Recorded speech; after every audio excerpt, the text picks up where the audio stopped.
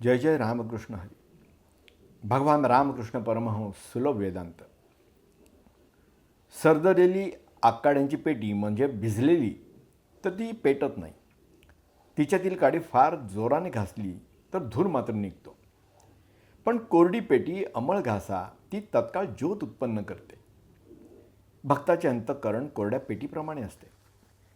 त्याच्या अंतःकरणाला परमेश्वराच्या नामाचा यत्किंचित संस्कार झाला की पुरे, की तत्काळ भक्तीची ज्वाला भडकते. परंतु प्रापंचिक मनुष्याचे मन विषयात आणि वैभवात बुडालेले असल्यामुळे भिजक्या आगपेटीप्रमाणे झालेले असते.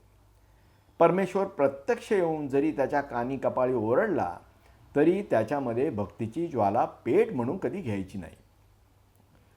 प्रकाश देणे हा दिव्याचा स्वभाव धर्म पडला. त्याच्या साहाय्याने कोणी स्वयंपाक करून घेतात, कोणी खोटे कामं करतात व कोणी वेदांची पुस्तकं वाचतात. तद्वत कोणी ईश्वर नामाच्या साहाय्याने मुक्ती मिळवण्याचा प्रयत्न करतात, कोणी दुष्कर्माला प्रवृत्त होतात.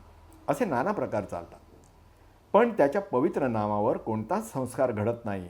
ते जसेच्या तसेच असते. सज्जनांचा राग पाण्याच्या वर काढलेल्या रेषेप्रमाणे असतो. ती जशी काढली न काढली तोच बुजून जाते. त्याप्रमाणे त्यांचा रागही आला ना आला तो असताच जातो. पाण कोंबड्यांसारखे पाण्यातच राहणारे जे पक्षी असतात ते नेहमी पाण्यातच बुडून राहतात. पण त्यांचे पंख किंवा पिसारा पाण्याच्याने ओला करवत नाही. त्याप्रमाणे मुक्त झालेला आत्मा असतो तो संसारामध्येच राहतो, पण संसाराच्याने त्याच्यावर काही संस्कार करत नाही.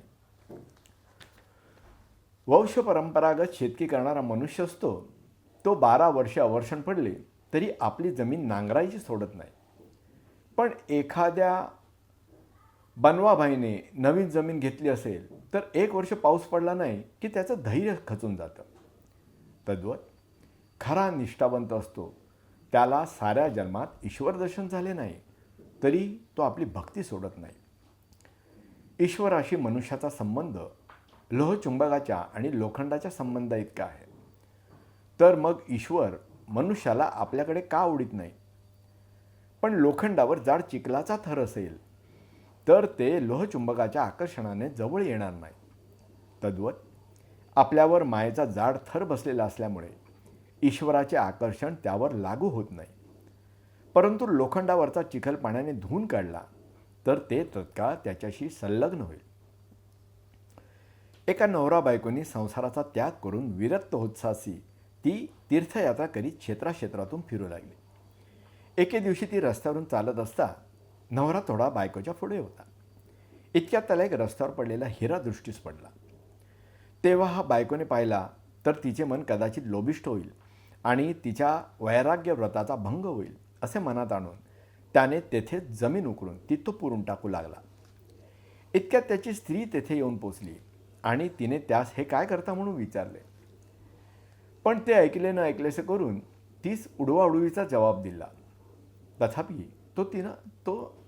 तथापि तिने तो हिरा पाहिला आणि त्याच्या मनातील हेतू ओळखून ती त्यास म्हणाली, मातीमधील आणि हिऱ्यामधील भेद जर अद्यापपर्यंत तुमच्या मनात येतो तर तुम्ही संसाराचा तरी त्याग कशाला केला?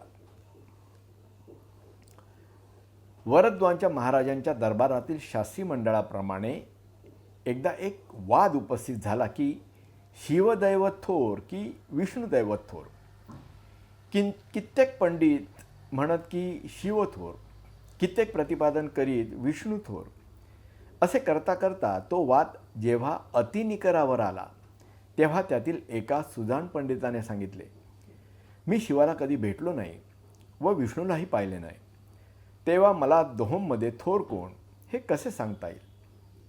ह्याकरिता हे मनुष्या, एका देवाची दुसऱ्या देवाशी तुलना करू नकोस.